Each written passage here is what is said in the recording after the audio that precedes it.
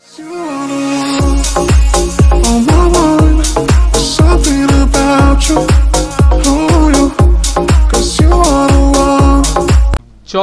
পরিচালক সমিতি থেকে সরে দাঁড়াচ্ছেন ৮ বারের জাতীয় চলচ্চিত্র পুরস্কার জয়ী পরিচালক কাজী হায়াৎ। বৃহস্পতিবার সমিতির সদস্যপদ বাতিলের জন্য আবেদন পাঠিয়েছেন তিনি। কাজী হায়াৎ আমাদের বলেন, হয়তো আর সিনেমা নির্মাণ করব না। চলচ্চিত্র শিল্পী সমিতির পক্ষ থেকে তার আবেদনপত্রটি গ্রহণ করেছেন প্রচার প্রকাশনা ও দপ্তর সম্পাদক শাহাবুদ্দিন। আবেদনপত্রে কাজী হায়াৎ উল্লেখ করেছেন, একটি সিনেমা নির্মাণ করতে গিয়ে আপনাদের কাছে চলচ্চিত্রটির নাম নিবন্ধন করার আবেদন করেছিলাম। এই নাম নিবন্ধন নিয়ে আমার সাথে আপনারা যে তালবাহানা শুরু করেছেন তাতে আমি ভীষণ লজ্জিত।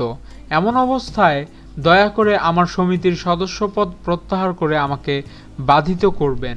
তিনি আরও বলেন, আমার স্বপ্ন আমার দেশ নামে একটি সিনেমার নিবন্ধনের আবেদন জানিয়েছিলাম। নিবন্ধন করতে মাত্র 5 মিনিট লাগার কথা। আমার আগের 49টি সিনেমা করতে এর বেশি সময় লাগেনি, কিন্তু তারা নিবন্ধন দেয়নি। ছবির নাম নিয়ে তাদের কোনো অভিযোগ নেই, অভিযোগ সম্ভবত আমাকে নিয়ে। বিষয়টি নিয়ে সাধারণ সম্পাদকের সঙ্গে কথা বলেছি, কিন্তু উনি বলেন মহাসচিবের সঙ্গে কথা বলেন, আর মহাসচিব বলে আমি কিছু জানি না। বিষয়টি নিয়ে বেশ লজ্জা পেয়েছি। আমি লজ্জা ঢাকাতেই সদস্যপদ প্রত্যাহারের আবেদন করেছি। কাজী হায়াৎ আরও বলেন, হয়তো আর সিনেমা বানাবো না আমি। সমিতি যদি আমার বিরুদ্ধে চলে যায় তাহলে কিভাবে সিনেমা বানাবো? প্রশ্ন উঠেছে যৌথ প্রযোজনা নিয়ে। চলচ্চিত্র ঐক্যজোটের বিপক্ষে ও জাজ মাল্টিমিডিয়ার পক্ষে অবস্থান নেয়ার কারণেই তার সঙ্গে এমনটা করেছে শিল্পী সমিতি ও সমিতির নেতারা।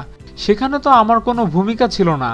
চলচ্চিত্রের দুর্দিন সমঝোতা নিয়ে কাজ করা উচিত, সেটা জানিয়েছিলাম, আর এটা তো সরকারি নীতিমালায় আছে।